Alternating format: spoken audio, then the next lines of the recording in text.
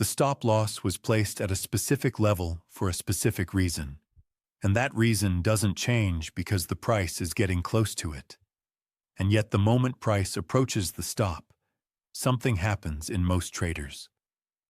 The stop that felt completely rational at entry suddenly feels too tight, too close, too rigid. And the case for moving it just a little further away starts to feel compelling and even logical. The logic goes like this. The price is just testing the level. It will reverse from here.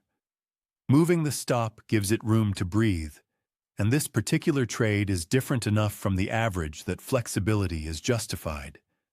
And every single part of that reasoning is the emotional mind generating a justification for avoiding a loss, not the analytical mind identifying a genuine reason to update the trade's parameters. The stop was placed at the level where the trade is wrong, where the premise that justified the entry no longer holds, where the price has moved in a way that means the original setup has been invalidated, and that meaning doesn't change based on how close the price is to that level or how much the trader doesn't want to take the loss, because markets don't adjust their behavior based on where a trader's stop is placed or how much capital they're prepared to lose. Moving the stop away from that level is not giving the trade room to breathe. It is accepting more risk than the plan specified in response to the exact price behavior the plan defined as the trade's invalidation point. And this is the precise moment when the plan's risk management is most important and most under threat, because the trade is telling the trader it was wrong, and the trader is responding by choosing not to hear it.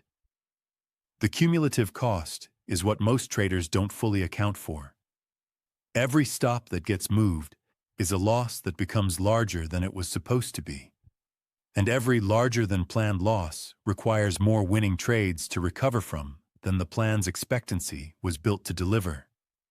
Which means moving stops doesn't just increase individual trade losses. It degrades the plan's ability to be profitable over time by shifting the loss distribution beyond what the positive expectancy was designed to absorb. There is also a pattern worth recognizing.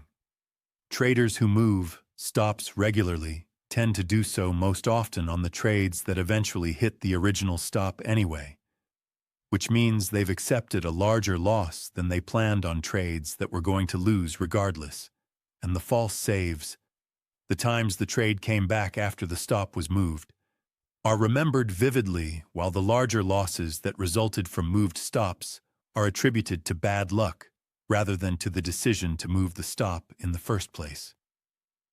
There is one legitimate version of stop adjustment: moving a stop in the direction of the trade, tightening it as the trade moves in favor, which reduces risk on a position that is working rather than increasing risk on a position that isn't. And this distinction is absolute. Stops can be moved toward the entry, never away from it. And any impulse to move a stop further away from the entry should be treated as a signal that the emotional mind has taken over the management of the trade from the analytical mind. The practical rule is simple enough to write on a card and keep visible during the session. The stop does not move away from the entry under any circumstances, for any reason, because the stop is not a suggestion about where the trade might go wrong. It is a commitment about where it already is wrong, and honoring that commitment is the difference between a plan that is followed and a plan that is merely referenced.